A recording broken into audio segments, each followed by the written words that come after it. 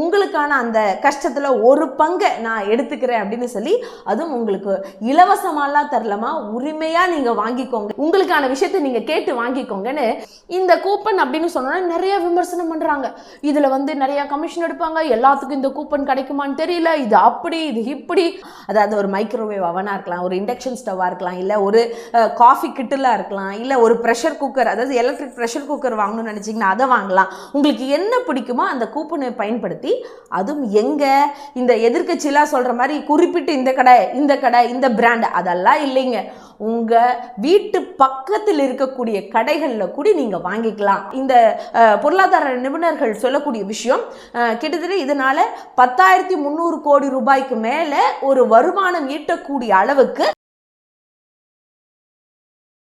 உங்களுக்கு என்ன பிடிக்குமோ நீங்கள் அதை வாங்கிக்கோங்க அப்படின்னு சொல்லும் போது நமக்கான ஒரு சந்தோஷம் வரும் பாருங்க. இனி மருத்துவ காப்பீடு அப்படிங்கிறது 5 லட்சத்திலிருந்து 10 லட்சமாக நாங்கள் உயர்த்துறோம் அப்படின்னு சொன்னதும் மக்களினுடைய நலத்தை பேணக்கூடிய அரசாக திராவிட முன்னேற்ற கழக அரசு முதன்மைத்துவம் வாய்ந்ததாக இருக்கு. ஒரு ஆதிக்க வர்க்கத்தை எதிர்த்து நின்று தமிழ்நாடு என்னைக்கும் டெல்லிக்கு அவுட் ஆஃப் கண்ட்ரோல் அப்படின்னு சொல்லக்கூடிய ஒரு தலைவராக திரு முத்துவேல் கருணாநிதி ஸ்டாலின் அவர்கள் இன்னைக்கு இருக்கிறாங்க.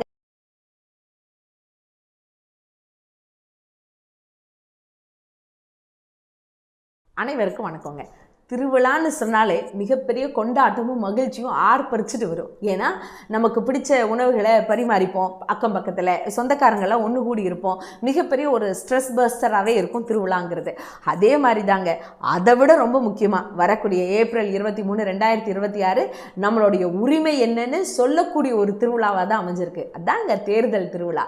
எப்போவுமே மக்கள் சில பேர் எப்படி இருப்பாங்கன்னா, ஒரு சில கட்சியினுடைய கொள்கை கோட்பாடுகள் பிடிக்கும், ஒரு சில இயக்கங்கள் பிடிக்கும், அதை தாண்டி ஒரு சில தலைவர்கள் பிடிக்கும், அதை தாண்டி தொண்டர்கள் எல்லாம் இருப்பாங்க.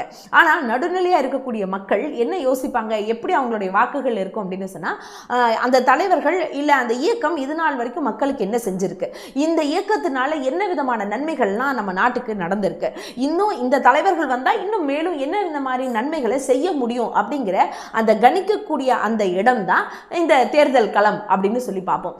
அதில் இந்த தேர்தல் களத்தில் எப்போவுமே ஹைலைட்டடாக ஃபர்ஸ்ட்ல வந்து நிற்கிறது அந்த தேர்தல் அறிக்கை தாங்க.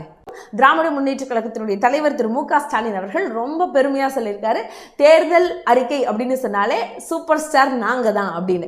சரி, அப்படி என்னதான் அந்த தேர்தல் அறிக்கையில் அவ்வளோ பெரிய அம்சங்கள் இருக்குது அப்படின்னு பார்த்தா, உண்மைக்குமே என்னைக்குமே நம்ம வந்து ஒரு பெண்கள் அப்படின்னு சொல்லும்போது, என்னப்பா பெண்கள் எடுத்துகிட்டு வந்துட்டீங்களா, பெண்களுக்கு நீங்கள் தான் அத்தாரிட்டியா அப்படின்னு கேட்குறத தாண்டி, உண்மைக்குமே பெண்களுக்கான முழு உரிமையை, பெண்களுக்கான அதிகாரத்தை, பெண்களுக்கான நலத்தை பாதுகாக்கக்கூடிய வகையில் பெண்களுக்கான கல்வி, வேலை வாய்ப்பு, அவர்களுடைய வளர்ச்சியில் என்னைக்குமே முதன்மை பங்கு வகிக்குது திராவிட முன்னேற்ற கழகம் அப்படிங்கிறது எல்லளவும் யாருக்கும் ஐயமே கிடையாது. ஏன்னா சொத்துல சம உரிமை கொடுக்கணும்னு சொல்லி தலைவர் கலைஞர்ல தொடங்கி இன்னைக்கு நீங்கள், அதாவது ஒரு நார்மலாக வீட்டில் இருக்கக்கூடிய பெண்கள், ஒரு அடித்தட்டத்தில் இருக்கக்கூடிய பெண்கள் கூட, நீங்கள் வீட்டில் இவ்வளோ கஷ்டப்படுறீங்கம்மா, உங்களுடைய கஷ்டத்தை ஒரு முழுசாக பங்கெடுத்துக்கலைனாலும் பரவாயில்ல, ஒரு அண்ணனாக, ஒரு தகப்பனாக, ஒரு சகோதரராக இருந்து உங்களுக்கான அந்த கஷ்டத்தில் ஒரு பங்கை நான் எடுத்துக்கிறேன் அப்படின்னு சொல்லி, அதுவும் உங்களுக்கு இலவசமாலாம் தரலாமா, உரிமையாக நீங்கள் வாங்கிக்கோங்க அப்படின்னு சொல்லி கலைஞர் உரிமை தொகை, அந்த மாதம் 1000 ரூபாய் அப்படிங்கிற அந்த மிகப்பெரிய ஒரு விஷயம் இன்னைக்கு சமுதாயத்தில் பெண்கள் மத்தியிலும் சரி, பொருளாதார ரீதியாகவும் சரி, மிகப்பெரிய ஒரு மாற்றத்தை ஏற்படுத்தியிருக்கு அப்படின்னு சொல்லணும். அதில் எந்த மாற்று கருத்தும் இல்லை. அது ரொம்ப தலைவர் மு க ஸ்டாலின் அவர்கள் ரொம்ப தெளிவாக சொல்றாரு, திரும்பவும் 2026 நாங்கள் தான் வருவோம், வெர்ஷன் 2.0 வரத்தான் போகுது, வந்தோடனே அந்த 1000 அப்படிங்கிறது 2000 ரூபாயாக உயர்த்தப்படும், உங்களுடைய உரிமை தொகை அப்டேட் ஆக போகுதுங்க அப்படின்னு சொல்லி மிகப்பெரிய ஒரு சந்தோஷத்தை தன்னுடைய தேர்தல் அறிக்கையில கொடுத்திருக்கிறாரு. சரி, அது போக இன்னும் அடுத்து என்ன ஒரு சர்ப்ரைஸ் அப்படின்னு பார்த்தோம்னா, ஆல்ரெடி நான் பார்த்த வரைக்கும் 2021 தேர்தல் அறிக்கையில் அவர் சொன்ன ஒரு விஷயம், ரொம்ப ஹைலைட்டடான விஷயம், இதெல்லாம் சாத்தியமா அப்படிங்கிறது, உரிமை தொகை இருந்தாலும் அதை தாண்டி அந்த விடியல் பயணம், அதாவது பேருந்தில் இலவச பயணம் அப்படிங்கிறது, அது வந்தோடனே இது என்ன பெரிய விஷயமா அப்படின்னு எல்லாரும் யோசிக்கும் போது, இன்னைக்கு கிட்டத்தட்ட 4 5 வருஷம் முழுசா முடிஞ்சது. இந்த 5 வருஷம் பெண்கள் எல்லாம், அதுவும் கிராம கிராமப்புறத்திலிருந்து வரக்கூடிய பெண்கள் எல்லாம் அந்த விடியல் பயணத்தின் மூலமாக பயன்பெற்று ஒரு மாசத்துக்கு, ஒரு நாளைக்கு ஒரு 25 ரூபாயிலிருந்து 30 ரூபா அப்படின்னு போட்டால் கூட ஒரு மாசத்துக்கு கிட்டத்தட்ட 800லேருந்து 900 ரூபாய் சேமிக்கக்கூடிய அளவுக்கு அந்த விடியல் பயணம் மிகப்பெரிய ஒரு மாற்றத்தை ஏற்படுத்தியிருக்கு. அதுலேயுமே இன்னைக்கு பெண்கள், கிராமத்தில் இருக்க பெண்களுக்கு நிறைய வேலை வாய்ப்பு அது மூலமாக அமைஞ்சிருக்கு. என்னுடைய இருப்பில் மாதம் நான் ஒரு 900 ரூபாய் எடுத்து வச்சுக்க முடியுது அப்படிங்கிற ஒரு நம்பிக்கையை கொடுத்துருக்கு. கிராமத்தில் உற்பத்தி பண்ணக்கூடிய பொருட்கள், பெண்கள்னால உற்பத்தி பண்ணக்கூடிய பொருட்களை அதை நகரத்தில் வந்து விற்று அதன் மூலமாக அவங்களுடைய வருமானத்தை ஈட்டக்கூடிய அளவுக்கு அந்த தரத்தை நம்ம உயர்த்தி இருக்கு. அதை விட வீட்டில் சில்லறை கொடுங்க, சேஞ்ச் கொடுங்க, நான் பஸ்ஸுக்கு போகணும் அப்படின்னு சொல்கிற அந்த நிலை மாதிரி நான் எங்கே வேணாலும் போவையா, ஏன்னா எங்கள் ஐயா முதல்வர் கொடுத்துருக்க பஸ்ஸு எங்களுக்காக துணையாக இருக்குது அப்படின்னு சொல்லி அந்த பெண்களுடைய தன்னம்பிக்கையை ஊட்டக்கூடிய வகையில் அந்த விடியல் பயணம் அமைஞ்சது. இன்ன வரைக்கும் அது ஹீரோ தாங்க தமிழ்நாட்டை பொறுத்த வரைக்கும். ஏன்னா தமிழ்நாட்டில் மட்டும்தான் அந்த பெண்களினுடைய மாண்பை மதிக்கக்கூடிய ஒரு இயக்கம் திராவிட முன்னேற்ற கழகம்னு ஏன் தெரியுமா அழுத்தம் திருத்தமாக நாங்கள் சொல்லிகிட்டே இருக்கோம். நீங்கள் மற்ற ஸ்டேட்லேயும் இங்கே விடியல் பயணம் வந்ததை பார்த்து இந்த கர்நாடகா, சம்திங் மகாராஷ்டிரா, இந்த மாதிரி வேறு ஏதோ ஒரு 2-3 ஸ்டேட்லலாம் அந்த விடியல் பயணம் திட்டத்தை அறிமுகப்படுத்தினாங்க. ஆனால் அங்கெல்லாம் இப்போ கர்நாடகான்னு இருந்துச்சுன்னு வைங்களேன், அந்த ஊரில் இருக்கக்கூடிய பெண்கள், அதாவது கர்நாடகா பெண்கள் மட்டும்தான் ஆதார் கார்டெல்லாம் காமிக்கணும், அவங்க மட்டும்தான் இலவசமாக அந்த பேருந்தில் பயணம் பண்ண முடியும். ஆனால் தமிழ்நாட்டில் மட்டும்தாங்க, நீங்கள் வேற ஸ்டேட் இல்லை, வேற கண்ட்ரியிலிருந்து இங்கே வந்து பெண்கள் வந்தாலும் அந்த இலவசமாக அந்த பேருந்து பயணம் விடியல் பயணமாக அது அமையுது. இதுக்கு பெரியவங்க சின்னவங்கன்ற வித்தியாசம் கூட இல்லை, எல்லாத்துக்குமான ஒரு பயணமாக இந்த விடியல் பயணம் அமைஞ்சிருக்கு. அப்படின்னு பார்க்கும்போது இது மிகப்பெரிய ஒரு சக்ஸஸில் போயிட்டு இருந்துச்சு. அதே மாதிரி தான் இன்னைக்கு இன்னொரு விஷயத்த இப்போ வரக்கூடிய 2026 தேர்தல் அறிக்கையில் கொடுத்துருக்குறாங்க. உண்மையாலுமே இது ஒரு புதுவிதமான ஒரு முயற்சி, இல்லை புதுவிதமான ஒரு யோசனை அப்படின்ட்டு தான் நான் பார்க்குறேன். ஏன்னா நான் இந்த அதிமுக தேர்தல் அறிக்கையும் பார்க்கணுன்னா விமர்சனம் பண்ணணும்னு இதை சொல்லலை, ஆனால் அதில் ஒரு விஷயம் சொல்லியிருந்தாங்க, உங்களுக்கு நாங்கள்லாம் ஃப்ரிட்ஜு தரோம் அப்படின்ற மாதிரி அதிமுக தலைவர் எடப்பாடி பழனிசாமி அவர்கள் அவரோட தேர்தல் அறிக்கையில் கொடுத்துருந்தாங்க. ஆனால் நீங்கள் நல்லா நோட் பண்ணி பாருங்கள், இன்றைக்கி ஃப்ரிட்ஜ் இல்லாத வீடு தமிழ்நாட்டில் எதுவுமே கிடையாது. 2021 கணக்குப்படியே கிட்டத்தட்ட 51% எல்லாத்து வீட்லேயும் ஃப்ரிட்ஜ் இருக்குது. இன்னைக்கு 2026னா இந்த கணக்குப்படி பார்த்தீங்கன்னா கிட்டத்தட்ட 86% எல்லாத்து வீட்லேயும் ஃப்ரிட்ஜ் இருக்குன்ற ஒரு ரிப்போர்ட்டிங் இருக்கு. ஆனால் அதே திமுகவினுடைய தேர்தல் அறிக்கை வந்தால் பாருங்களேன், இதுதாங்க என்ன சொல்றது, எல்லாருக்கும் எல்லாம், உங்களுக்கான உரிமையை நீங்க பெற்றுக்கோங்க, ஒரு சுயமரியாதை, உங்களுக்கான விஷயத்தை நீங்க கேட்டு வாங்கிக்கோங்கன்னு இவ்வளோ விஷயம் திராவிட முன்னேற்ற கழகம் பேசிட்டே இருக்கு. அதை எங்காச்சும் செயல்படுத்தி காமிச்சிருக்கா அப்படின்னு பார்த்தா ஆமா சார், சொன்னதை செய்யக்கூடிய ஒரு இயக்கம் தான் திமுக அப்படின்னு சொல்லக்கூடிய அளவுக்கு இன்னைக்கு திராவிட முன்னேற்ற கழகத்தினுடைய தலைவர் திரு மு.க. ஸ்டாலின் அவர்கள் அவரோட தேர்தல் அறிக்கையில் ரொம்ப முக்கியமாக இதுதான் சூப்பர் ஸ்டார்னு சொல்லக்கூடிய அளவுக்கு ஒரு திட்டத்தை சொல்லியிருக்காரு. அதுதான் அந்த 8000 ரூபாய் மதிப்புள்ள அந்த கூப்பன். இந்த கூப்பன் அப்படின்னு சொன்னோன்னா நிறைய விமர்சனம் பண்ணுறாங்க, இதில் வந்து நிறைய கமிஷன் எடுப்பாங்க, எல்லாத்துக்கும் இந்த கூப்பன் கிடைக்குமான்னு தெரியல, இது அப்படி இது இப்படி. அப்படியெல்லாம் இல்லைங்க.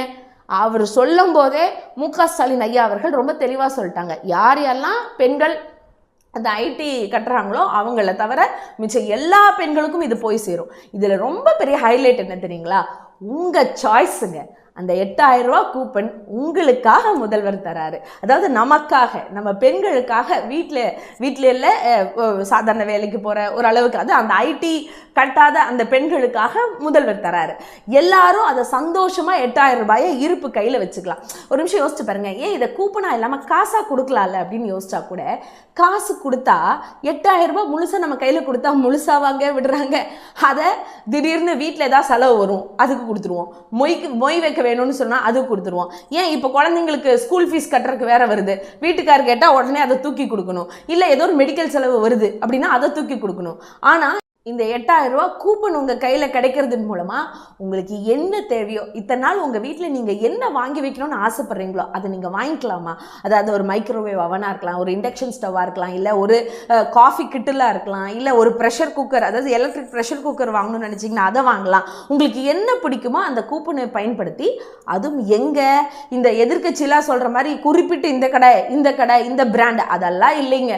உங்கள் வீட்டு பக்கத்தில் இருக்கக்கூடிய கடைகளில் கூட நீங்கள் வாங்கிக்கலாம் அப்படின்னு சொல்லும்போது ஒரு நிமிஷம் யோசிச்சு பாருங்கள், இது எவ்வளோ பெரிய ஒரு பொருளாதார வளர்ச்சியை கொடுக்கும்.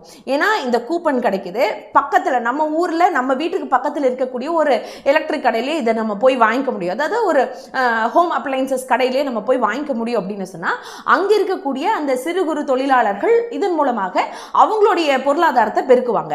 இப்போ இதை படி பார்த்தா இந்த பொருளாதார நிபுணர்கள் சொல்லக்கூடிய விஷயம் கிட்டத்தட்ட இதனால 10,300 கோடி ரூபாய்க்கு மேலே ஒரு வருமானம் ஈட்டக்கூடிய அளவுக்கு இந்த 8,000 ரூபாய் கூப்பன் அப்படிங்கிற ஒரு விஷயம் இன்னைக்கு இருக்கக்கூடிய அந்த சிறு குறு தொழில் பண்ணக்கூடிய அந்த தொழிலாளர்களுக்கு போய் சேரும் அப்படின்னு சொன்னா இது வீட்டு பெண்களுக்கு மட்டும் ஒரு சந்தோஷத்தை அளிக்கக்கூடிய விஷயம் இல்லை, நாட்டினுடைய பொருளாதார வளர்ச்சி அடையுது.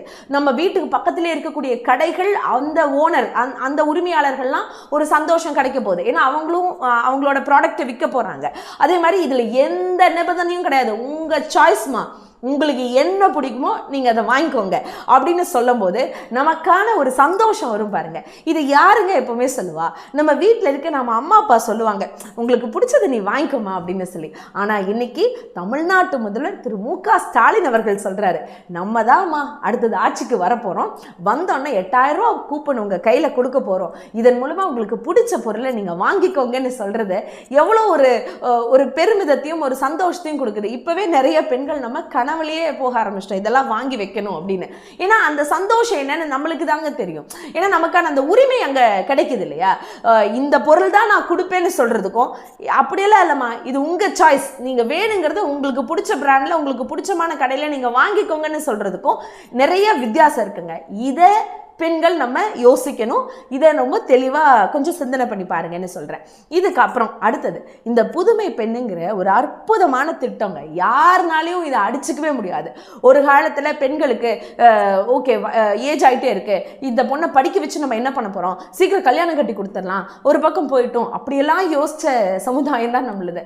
ஆனால் இன்னைக்கு நீ எவ்வளோ வேணாலும் படிமா, நீ என்ன படிக்கணும்னு நினைச்சியோ படி, 1 டிகிரினாலும் சரி 2 டிகிரினாலும் சரி, ஏன் PhD வரைக்கும் கூடி நீ படி, உனக்காக அந்த உதவித்தொகையை கொடுக்கறதுக்கு உன் அப்பா நான் இருக்கேன்னு சொல்லி இன்னைக்கு தமிழ்நாட்டு முதல்வர் மு.க. ஸ்டாலின் அவர்கள் சொன்ன அந்த விஷயம், அந்த புதுமை பெண் திட்டம் அப்படிங்கிற அந்த திட்டத்தின் மூலமாக கிடைச்ச 1000 ரூபாய் இன்னைக்கு 2021 43% இருந்த பெண்களினுடைய அந்த உயர்கல்வி ரேட்டிங் வந்து இன்னைக்கு 71% உயர்ந்திருக்கு.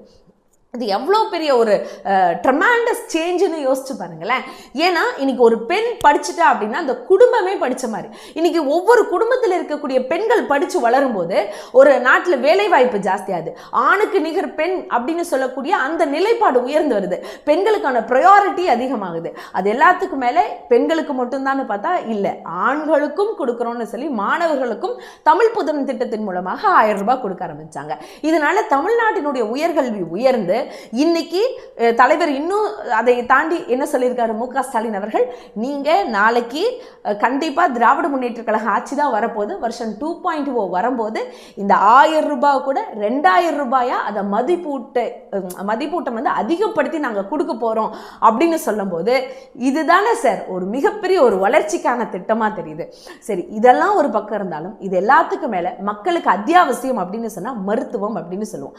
ஃபர்ஸ்ட் அதாவது இப்போ பீரியட் முடிஞ்ச வரைக்குமே யோசிச்சுக்கோங்களேன், மருத்துவ காப்பீடு 5 லட்சம் அப்படின்றதா இருந்துச்சு. ஆனால் ஒரு மனிதருக்கும் உடல் நலம் தான் முக்கியம் அப்படின்னு சொல்லி இன்னைக்கு மக்களை தேடி மருத்துவம், இன்னொரு காக்கும் 48 இந்த மாதிரியான நிறைய திட்டங்கள் வந்தாலும் அது எல்லாத்துக்கும் மேலே இனி மருத்துவ காப்பீடு அப்படிங்கிறது 5 லட்சத்திலிருந்து 10 லட்சமா நாங்கள் உயர்த்துறோம் அப்படின்னு சொன்னதும் மக்களினுடைய நலத்தை பேணக்கூடிய அரசாக திராவிட முன்னேற்ற கழக அரசு முதன்மைத்துவம் வாய்ந்ததா இருக்கு அப்படின்னு அதையும் நம்ம சிறப்பாக பார்க்க முடியுது. இதை விடுங்க, நம்ம என்னைக்குமே ஹைலைட்டாக பார்த்து, அதாவது இந்த ஓட்டரசியல்னா சொல்கிறாங்கல்ல, இந்த குழந்தைங்க என்னைக்கு சார் ஓட்டு போட்டுச்சு அப்படிங்கிற மாதிரி ஒரு சூப்பரான திட்டத்தை முன்னையே கொடுத்தது தான் இந்த காலை உணவு திட்டம். காலையில் சீக்கிரம் கிளம்பி வர அந்த குழந்தைங்க அவங்க அம்மா அப்பா வேலைக்கு போயிட்டாங்கன்னா சாப்பிடாம வருது, அதனால ஊட்டச்சத்து குறைபாடு வருதுன்னு தெரிஞ்ச உடனே காலையில் அதுவும் சத்துள்ள உணவு அதுவும் சொன்ன நேரத்துக்கு, அதாவது 8 to 8:30 மணிக்குள்ள எல்லா பிள்ளைங்களுக்கும் போய் சேரணும்னு சொல்லி இன்ன தேதிக்கு தமிழ்நாட்டில் இருக்கக்கூடிய கிட்டத்தட்ட 20 லட்சம் குழந்தைங்களுக்கு மேல அந்த காலை உணவை சாப்பிட்டு வளர்றாங்கல்ல, அதன் மூலமா எவ்வளவு குடும்பங்கள் ரொம்ப சந்தோஷப்படுறாங்க தெரியுமா? என் பிள்ளை இன்னைக்கு நல்ல சத்துள்ள சாப்பாடை சாப்பிடுது அப்படின்னு சொல்லி. இதனால இன்னைக்கு குழந்தைங்களோட கல்வித்தரம் உயர்ந்திருக்கு, குழந்தைங்களோட ஸ்கூலுக்கு வரக்கூடிய அந்த வருகை பதிவு உயர்ந்திருக்கு. அது எல்லாத்துக்கும் மேல அந்த அம்மா அப்பாவினுடைய மனசு நிறைஞ்சிருக்கு, அந்த குழந்தைங்களோட வயிறும் நிறைஞ்சிருக்கு. இதை விட அந்த குழந்தைங்களுடைய ஊட்டச்சத்து உயர்ந்திருக்கு அப்படின்னு பார்க்குறோம். சரி, இதை தெரிஞ்சோன்னே இந்த வருஷம் திரும்பவும் 2026 திராவிட முன்னேற்ற கழக ஆட்சி அமைஞ்சோன்னே நாங்கள் அந்த 1லிருந்து 5ஆவது வகுப்பு அப்படின்றது 1லிருந்து 8ஆம் வகுப்பு வரைக்கும் அந்த காலை உணவு திட்டத்தை கொண்டு போய் சேர்ப்போம்னு சொன்னேன். அந்த திட்டம் இன்னொரு ஹைலைட் அப்படின்னு பார்க்கலாங்க. இன்னும் ஒரு முக்கியமான விஷயம் அப்படின்னு சொன்னால், பெண்களுக்காக இவ்வளோ விஷயத்த நம்ம யோசிச்சு பண்ணுறோம். உரிமை தொகை கொடுக்குறாங்க, விடியல் பயணம் கொடுக்குறாங்க, படிக்கணுன்றதுக்காக புதுமை பெண் திட்டம் கொடுக்குறாங்க. பெண்கள் எல்லாம் வேலைக்கு போயிட்டாங்கன்னா அவங்க குழந்தைங்க சாப்பிடாம இருக்காங்க, அதையும் கூட பூர்த்தி பண்ணணும்னு சொல்லி இன்னைக்கு காலை உணவு திட்டம் கொடுக்குறாங்க. சரி, படித்த பெண்கள் இப்படியெல்லாம் ஒரு பக்கம் இருந்தாலும் இந்த வீட்டில் இருந்து நல்ல திறமை இருந்து ஆனால் என்ன வேலை செய்யறது, எனக்கான முதலீடு இல்லையேன்னு யோசிச்சுட்டு இருக்கும் போது கிடைச்ச ஒரு அருமையான திட்டம் தான் இந்த மகளிர் சுய உதவி குழுக்கள் அப்படிங்கிற அந்த திட்டம். அதாவது இது எப்படின்னா, ஒரு காலம் வரைக்குங்க ஆடு மாடு நம்பி எல்லாம் லோன் கொடுத்தாங்க. ஆனா பெண்கள் நம்மளை நம்பி எங்கெங்க காசு கொடுத்தாங்க. ஆனா பெண்கள் உங்களுக்கும் திறமை இருந்தா உங்களாலேயே தொழில் பண்ண முடியும்ன்ற அந்த நம்பிக்கையும் அந்த சிந்தனையும் அந்த தெளிவு இருந்தா நீங்களும் வாங்கம்மா தொழில் முனைவோர்கள் ஆகலாம், உங்களுடைய வாழ்க்கை தரத்தை நீங்க உயர்த்திக்கலாம் அப்படின்னு தலைவர் கலைஞர் அவர்களால 1989 கொண்டு வரப்பட்ட ஒரு மாபெரும் ஒரு திட்டம் அப்படின்னு சொன்னா அதுதான் மகளிர் சுய உதவி குழுக்கள் அப்படிங்கிற அந்த திட்டம். இன்னைக்கு அந்த திட்டம் எந்த அளவுக்கு உயர்ந்து போய் அதெல்லாத்தை விட இந்த மகளிர் சுய உதவி குழுக்கள் மூலமாக 5 லட்சம் வரைக்கும் இன்னைக்கு மானியத்துடன் கடன் வாங்கிக்கலாம். அதாவது இனி திரும்பவும் திராவிட முன்னேற்ற கழகம் ஆட்சி அமையும் போது பெண்கள் நமக்கான திட்டங்க. இன்னைக்கு குழுக்களே கிட்டத்தட்ட 1000 கணக்கில் எத்தனை மகளிர் சுய உதவி குழுக்கள் இருக்கு. ஒன்றும் இல்லை, நம்ம துணை முதல்வர் அண்ணன் உதயநிதி ஸ்டாலின் அவர்கள் 2024 பட்ஜெட் நினைக்கிறேன், அந்த பட்ஜெட்ல பேசும்போது சொன்னாங்க, தமிழ்நாட்டில் இருக்கக்கூடிய ஒரு கம்பெனி கிட்டத்தட்ட 37 லட்சம் கோடி டர்ன் ஓவர் பண்ணியிருக்கு. அது என்ன அப்படின்னா தமிழ்நாட்டு மகளிர் சுய உதவி குழுக்கள் மூலமாக உற்பத்தி பண்ண அந்த பொருட்களினுடைய விற்பனை அப்படின்னு சொல்லி சொன்னாரு. அந்த மாதிரி அதுக்கு ஒரு அச்சாரம் கொடுக்கக்கூடிய வகையில் ஒவ்வொரு மகளிர்களுடைய அந்த திறமையை வெளிக்காட்டி அதையே ஒரு பொருளாதார ரீதியில் வளப்படுத்தக்கூடிய வகையில் இன்னைக்கு நம்மளை நம்பி நம்ம திராவிட முன்னேற்ற கழக அரசு 5 லட்சம் வரைக்கும் மானியத்துடன் கடன் வழங்குற இந்த ஒரு மிகப்பெரிய ஒரு திட்டம் பக்கா ஹைலைட்டான ஒரு விஷயங்க. இப்போ யோசிச்சு பாருங்களேன், எவ்வளோ விஷயங்கள் நமக்காக திராவிட முன்னேற்ற கழகம் அடுத்தடுத்து செய்ய காத்திருக்கு. இதில் ஓஏபி பணம் 1200 ரூபாயிலிருந்து இன்னைக்கு 2000 ரூபாயா உயர்த்தப்படும்னு சொன்னாங்க.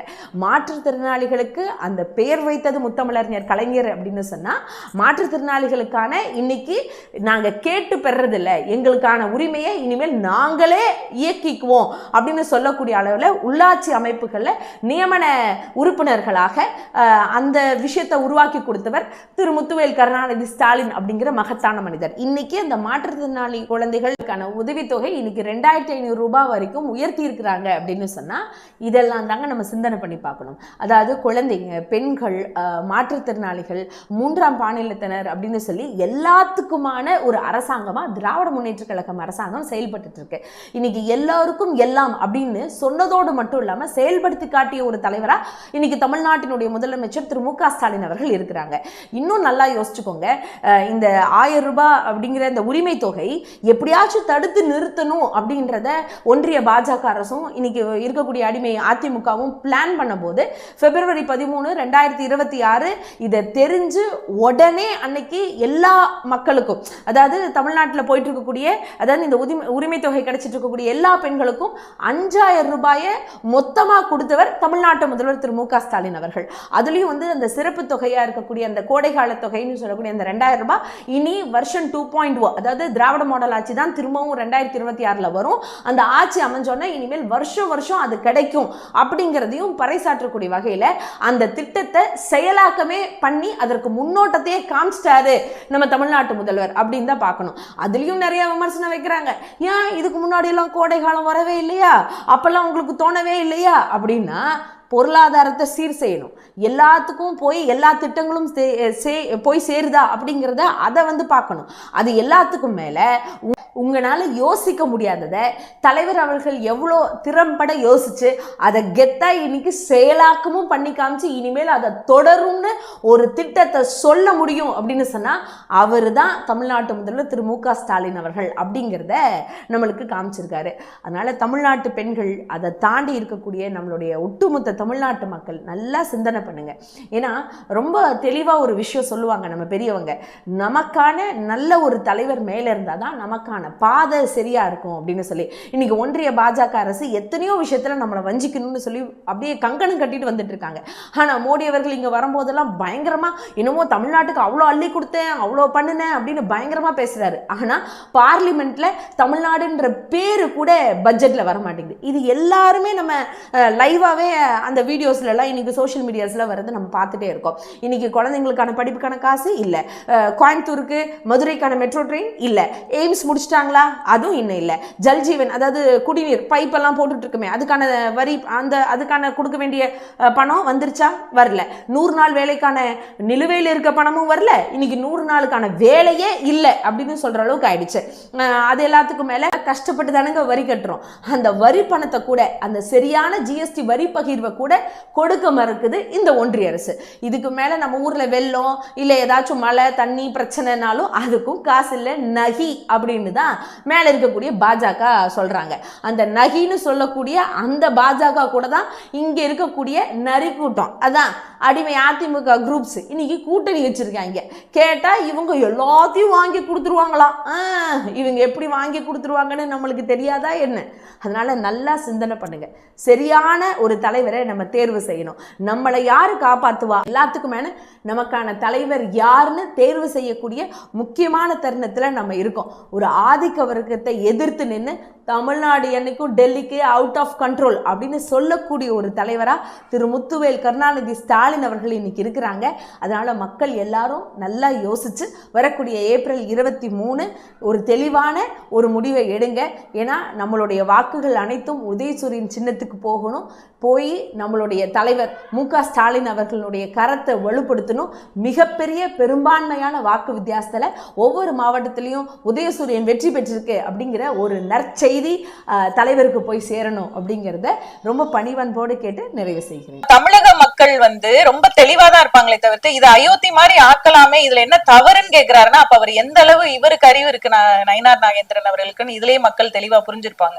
அப்ப நீங்க என்ன சொல்ல வரீங்க? நேரடியா நாங்க அப்படிதான் பண்ணுவோம், நாங்க பிஜேபியை உள்ள நுழைக்கிறதுக்கு RSS மூலமா எல்லா காரியங்களையும் நாங்க இதெல்லாம் ஒரு சின்ன சின்ன விஷயங்கள் அப்படியே குட்டி குட்டியா அரிச்சு அப்படியே பெரிய பூதாகரமா ஆக்கி அதுல ஒரு சந்தோஷப்படுறதுதான் பிஜேபியோட நோக்கம். என்னன்னா தமிழக மக்களுடைய நிம்மதியை கெடுக்கும்.